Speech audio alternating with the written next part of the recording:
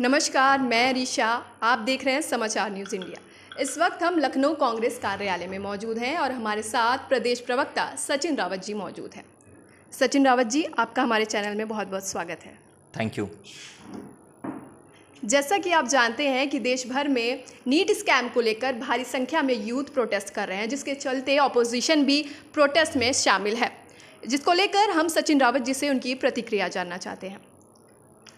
देखिए, जिस तरह से लगातार युवाओं के भविष्य को अधर में लटका रही है मोदी सरकार।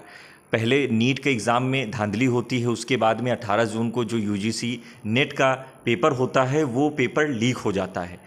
और ऐसे ही उत्तर प्रदेश में जितनी भी परीक्षाएं होती हैं सबके पर्चे लीक हो जाते हैं और इसका तार गुजरात की लॉबी से जुड़ा रहता है। आखिर योगी सरकार और मोदी सरकार की मंशा क्या है युवाओं के मामले में?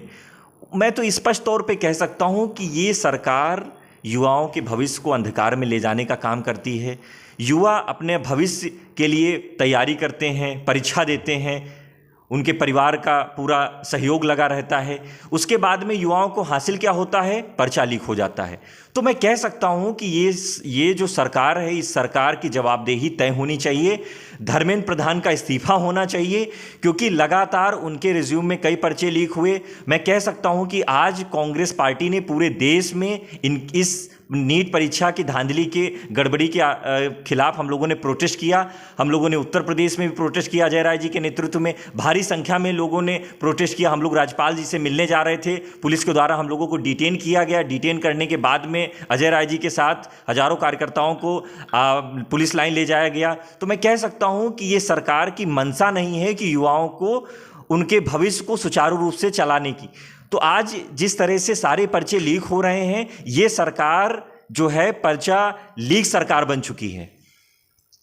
जैसा कि आपने कहा कि सरकार पर्चा लीक सरकार है, तो फ्यूचर में जब इंडिया गठबंधन की अगर सरकार बनेगी तो आप लोग एम्प्लॉयमेंट रेट को कैसे बढ़ाएंगे?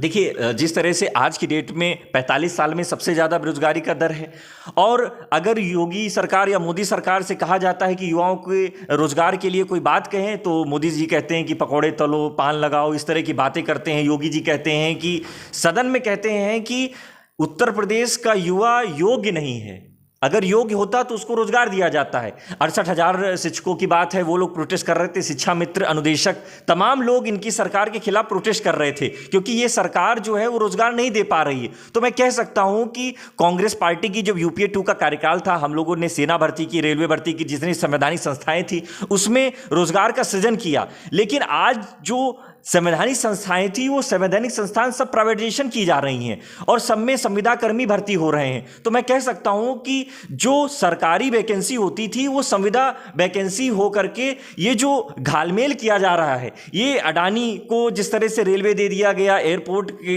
एजेंसियां दे दी गई, संवैधानिक संस्थाएं कई दे दी गई, तो इससे जीता जाता उदाहरण है कि ये सरकार पूंजीपतियों की सरकार है। इनका युवाओं के साथ कोई सरोकार नहीं है। लेकिन उनको ये नहीं पता है कि देश में 70% से ज्यादा युवा है और इस सरकार को बदलने के लिए युवा लामबंद हो चुका है। आपकी सहयोगी पार्टी के नेता तेजस्वी यादव के सहयोगी का भी नाम आ रहा है नीट स्कैम में, तो इसको लेकर आप क्या कहना चाहेंगे? देखिए, जो भी आरोपी है, मैं तो कहता हूं कि उस पर रासुका लगना चाहिए, उसको जेल भेजने का काम होना चाहिए। और जिस तरह से गुजरात से अगर इसका नेक्सस आ रहा है, इसका कनेक्शन आ रहा है, तो उसकी भी छानबीन होनी चाहिए। निश्चित तौर पे अभी सदन स्टार्ट होने जा रहा है 24-25 जून से, और हम लोग नीट का जो नीट और नेट के एग्जाम की जो धांधली है, इसको सदन में भी उठाने का काम करेंगे और सड़क पर तो हम लोग इसके खिलाफ आंदोलन कर ही रहे हैं। जी, आपका बहुत बहुत धन्यवाद।